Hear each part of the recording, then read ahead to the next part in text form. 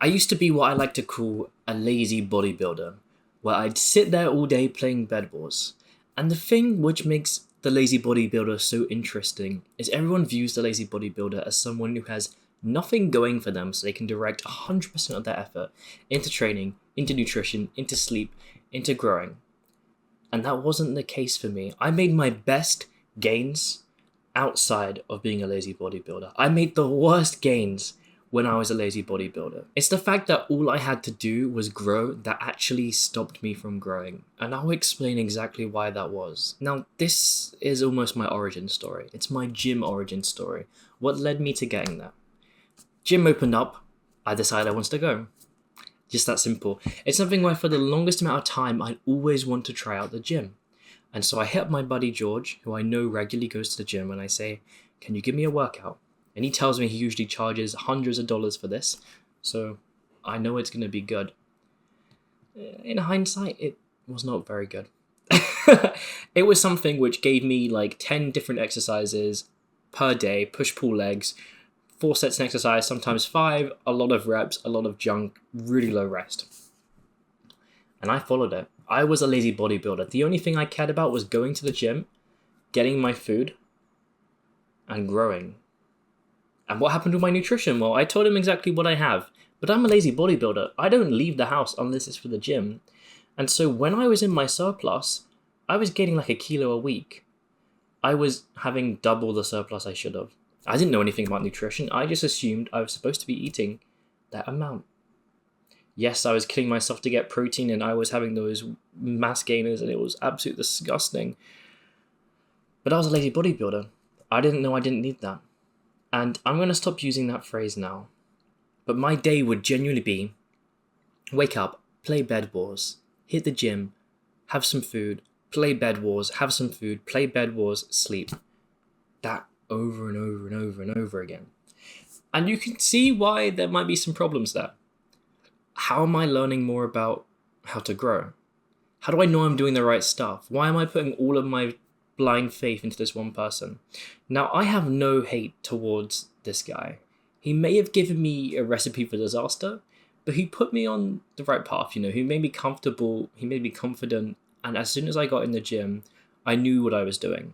And there is no way I'd ever do anything similar to what he told me to do now, but that's not the point.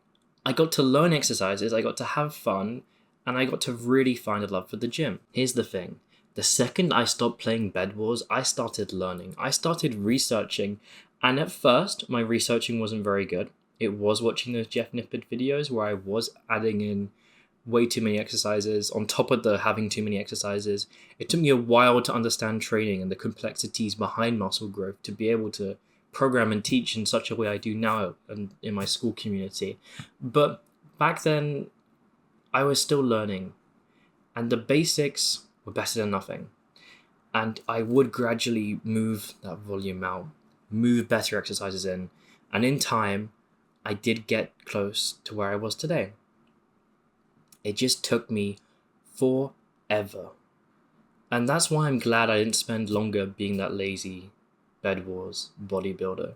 Because if I had, and I'd been given the perfect treatment, if I'd been taught by myself, coached by my current self on what to do, it would be night and day. The only thing in my life would be growing, building that muscle. That is literally the one thing I would do. And I'd probably make better gains than I'm making now. And we're not just talking about because of, the novice status, but relative to where I currently am. Because if my rest is just playing bed wars, if my sleep is always going to be dialed in, if my nutrition, there's no problems there, if there is nothing else I have to think about, if there's nothing stopping me from getting to the gym because there's nothing else going on, then I'm going to grow. And I'm going to grow really, really well. But I'm thankful for not having bed wars. And I also find it interesting how I'm in a place where I can tell someone what to do who can be previous me and make really, really good gains, probably the best gains possible, just because there's nothing else going on. So I guess that's where it comes to. There's been a lot of pain in my journey. There's been a lot of ups and downs. There's been a lot of mistakes I've made, a lot of injuries. I say a lot, it's only been really one. But, along the way, there's been a lot of things that have prevented me from being where I could be now. And I never looked I never like to look back and be like, oh, I could have done so much better. I never really like to make those excuses, even though they are real in a sense. I like to own them. I like to own that I wasn't perfect in the past. Although now I have the perfect approach, I'm always going to have that perfect approach. And so instead of worrying about, the pain it caused me, instead of crying about that, instead of having that upset me, I want to use that emotion towards helping other people. Because when you get a feeling like that, there's nothing you can do. It's in your past. But if I get a feeling like that, I know other people are going to get a feeling like that. And so instead, I can use that emotion to drive me to doing something. It can drive me to having a mission where I am bringing people into my community and I am teaching them those principles for muscle growth. And I've broken it down in a really, really digestible way just so people can learn no matter what. They can start the minute basics. Literally, the way I've got this scheduled is you start with just learning. I think workout programming is what I called it. And that is just the most simple of things, right? Workout. It's just the workout as a whole. And then it's exercise as a whole.